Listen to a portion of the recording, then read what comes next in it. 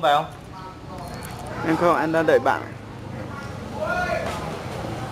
Nói chung nè, để nó tụi tò đợi Về đi. là sơn vậy. Thay vì hắn đợi nó dậy lu rồng lúc khư mình nhân đợi ý khó ý lúc là thị trấn nó vậy. Mình nhân đợi là sơn thế này. Cái kiểu như thế thì to hơn thì bao nhiêu một đấy. Cái chế nữa nó cái này tôi gõ đi nè. Bảo ông thôi của cái này cháu không dùng được để hôm nào tôi đi tỉnh cả nó mua quả to này nó mới ra kìa. Nhá, nhà cũng còn dây mà.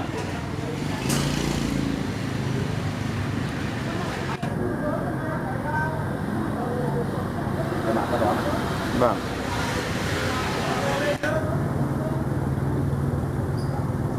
Cái này.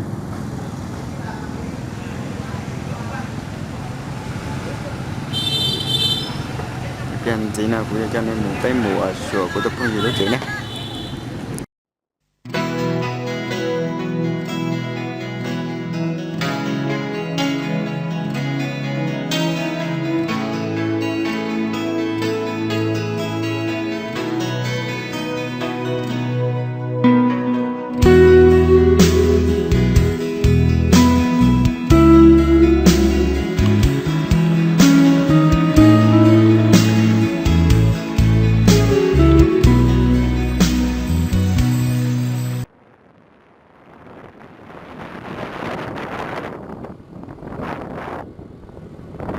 Coi nó là tới chợ Lạng Sơn thế này, tới chợ Lạng Sơn nó phải to xia.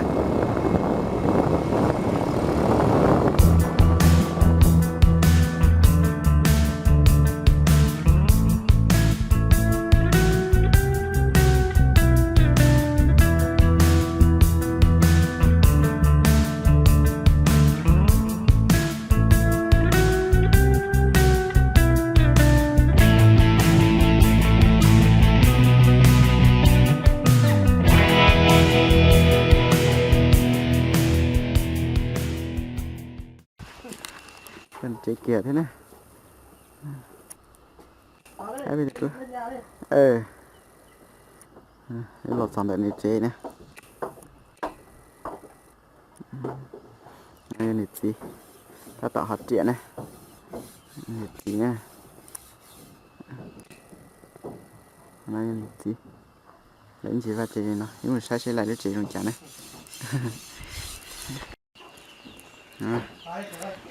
Toàn này chế này. Đã khóa trong. Đây là đã khóa trong là sai là phương dư là cho mông rồi giờ tình nùng ấy ạ.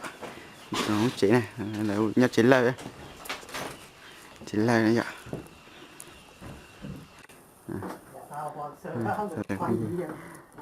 Mình lấy chế ha nhau chế chọn tụ này để bỏ lên nó thế này. Sai.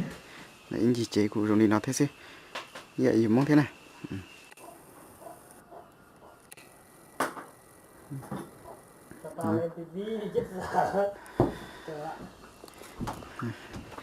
Là dạ nhiều đi chị ở trên này chỉ bao lần món này đợt nó quay lần món xưa giờ nên sao thành được món gì cũng thả lên đi nó cũng này đi thả lụa nhát la đấy chị của cho bây làm món cho nên không có to này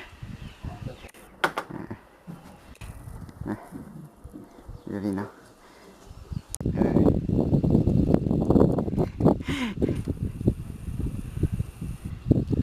là chị này cho khách khá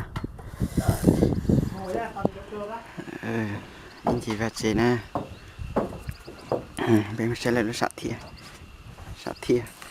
nó giờ chị nó họ lên chị cái gì chị này nó này chị thế đây của mua ble thì nào thế dạ dù thế vậy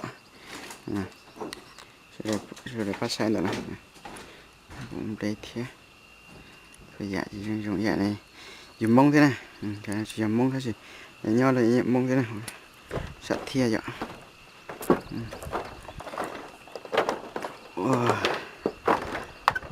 nhau tận nó tập trong bề khó siết cha nè sẽ tiếp theo họ nói là giờ nó cứ hạt tiện những gì nó mà giờ trong sẽ là những gì nó trong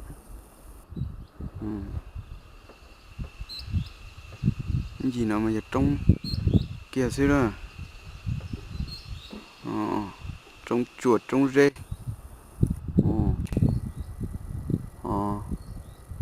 Cái gì là trông chuột trông rê á. Đây là phát chuột đã bảo xìa xìa xuống. Chúng có đến nông thái thiên dậy lũ phát chuột. Cái gì là mi nông mi chia mà qua rời thế xíu. Đó là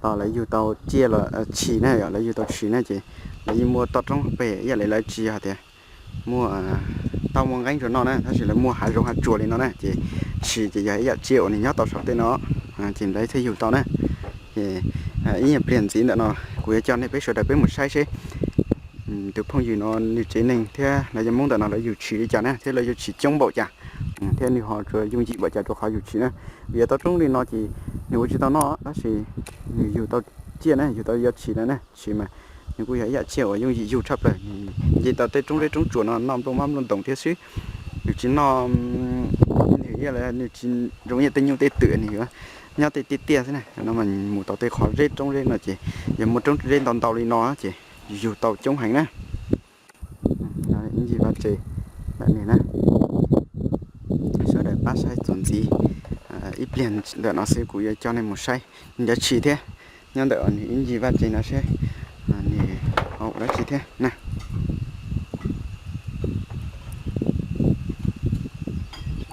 ok chắc là tôi học xong về đấy thôi. Thế rồi bây giờ chế này thì này trong một quan địa thế tốt lúa thế chẳng là các toàn vốn đi bây giờ tránh nó này tôi cả bên đây giờ chế lấy nhau lên nào ốc từ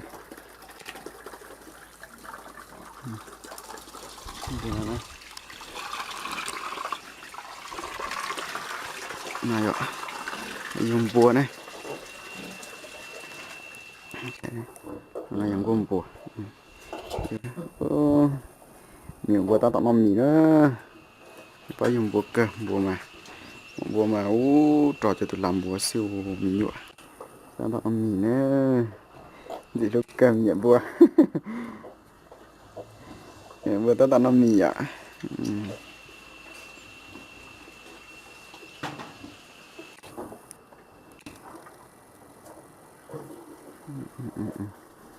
được cái này nhiều buồn ăn gì lúc chặt là họ lúc đó chặt tao này vậy bao lúc địa luôn rồi luôn là dù auto bay bao bay tụi làm lọt cơ tao tao cứ nó dù bay tụi làm bùa rồi họ lúc tao nói gì cho ít tụi mẫu chỉ ít bao nhựa thế này để xài đu đá thì nó chúng nó đó hỏi những gì pha chuyện nó chỉ cho bóc cử nè để cô cho bóc cử để bên mong thế này bóc cử đôi chơi nào giờ lúa chạy và chỉ bao lìn đồ này bao lìn đồ giờ là trả lúa chỉ lìn đồ bóc cử ta tọn chúa xe cái mình nồng mà cô rồi xíu xịt cha nữa ý đào nó ý lúa tiền ra nhau hỏi lúa cứ hài nó ý gì ý buồn gì nó giờ trông xí này ý buồn gì nó mà giờ trông họ nó mà giờ ý lúa cứ hà xí này nhau họ lúa cứ hà nó xí có xíu gì kia xí